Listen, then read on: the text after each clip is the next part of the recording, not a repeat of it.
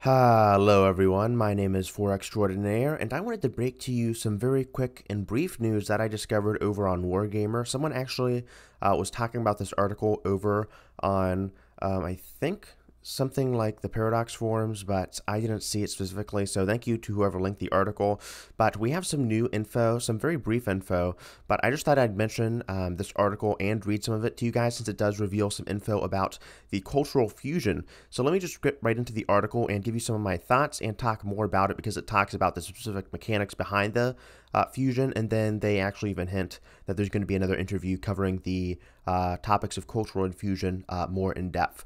So, Crusader Kings 3 first beefy expansion will majorly shake up the Grand Strategy game's cultural system, letting players hybridize cultures as they merge with others to create new cultural groups. The Royal Court DLC, in typical Crusader Kings 3 spirit, will allow for some wacky player combinations, but Paradox says this process of cultural blending is solidly inspired by history and is intended to bed more simulation into the game. I think they meant to put bake, but whatever. Maybe it was a CK3 incest pun. But speaking to Wargamer, Alexander Altner, game designer on Crusader Kings 3, says the new hybridization feature adds a new layer of simulation to the game and replaces an existing cultural system that doesn't adequately reflect historical transformations.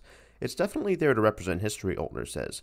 The static nature of cultures in the game, where the only opportunity you have to culture convert provinces, is not at all how it happened historically. We try to keep cultural hybridization restricted in the game, so not everything diverges or hybridizes all the time, he adds. But I think the most historical thing would be to have every single culture be diverged by the end of the game. And this is going to be a huge new take because we knew that there was going to be a lot of mechanics, but this is going to definitely shape up the rest of the game because Crusader Kings in general, not just CK3, has always been known for taking a wacky historical route, especially with other games, other Paradox titles like Hearts of Iron 4 and EU4 especially. They've always been taking wacky routes, but with the hybridization, you may even see, just looking at the culture map alone, you may see some crazy combinations that you wouldn't see in CK3, like maybe Norse, Abbasids or something like that, or Spanish Mongolians or something crazy like that. And then another thing here goes on, but it says the medieval era was an era of culture change diverges, or an era of change, culture changes, or culture diverges, and they melded together constantly. You might choose to merge with another culture in order to obtain a particularly favorable pillar or tradition that they possess, while clinging tight to the best features of your existing one as you create a brand new cultural group of your own. It's something that players are insensitized to do for the benefit of the realm. So, I know that you could have some minor customization with cultures, I believe, but basically what I'm getting from this, and I'm not too sure how much they've teased it with the post CK3 kind of like teaser at the PDXCon like last week, but I'm pretty sure this is going to function fairly similarly to Religion in that there's a lot of modifications you can do, especially compared to CK2, and so we'll just have to see how similarly that mechanic and the system in general is to Religion and CK2 and or CK3, and just kind of try to cross analyze some of those aspects. But it says, however, hybridization will not be automatic, and that is a big clue too, because you can't just sit and occupy some foreign land. You actually have to try to assimilate and hybridize, but you can't exactly force the occupants to hybridize either. Altner says that although cultural adaptation was common, it wasn't arbitrary, and players will have to meet some requirements before they can start merging with a foreign group, which is kind of similar to reforming your religion in CK2. One of the most famous examples is Normans and Anglo-Saxons eventually becoming English, but there are plenty of other examples across the map, all with a common denominator that there should be at least some level of acceptance between the cultures.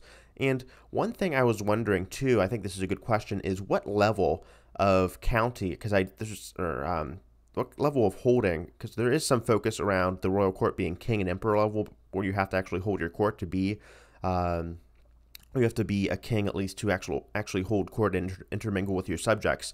But do you have to be a king or an emperor to actually start hybridizing your culture, or can you do that like right out of the gate as count? How much authority do you have to actually do that?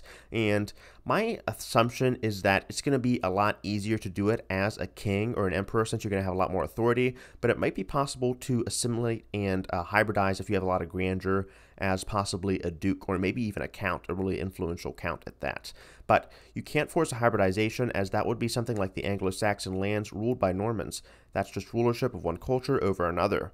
While Oltner says a great deal of thought was given to how the hybridization system should operate, he says it ultimately came down to what happened historically and how we can represent this in a fairly accurate way while still keeping it somewhat character focused. And that's a key concept in the game. Everything should be driven by characters in one way or another. Look out for a full interview with Alexander Oltner. Okay, and they're teasing this, but all right. So that was it for today's quick little reveal with the news. I thought I'd just bring it to you guys' attention, but clearly they're defining that they have some very big ambitions for this next major update, with cultures not being as static, and you can actually have a lot more influence over it depending, I guess, on how influential you are yourself, and some big news regarding not being able to actually force hybridization and having to have a more passive but I guess, qualified role to actually start hybridizing cultures, kind of similar to religion in CK2. But if you guys really like this coverage, I didn't get too much feedback for the CK3 dev diary I did a few days ago, but I thought this would be a bit more interesting since it's covering a news article. It's a lot more subjective. So thank you guys again so much for watching, and I hope you guys have a great rest of the day. This has been 4 Extraordinaire, and I love you guys. Peace.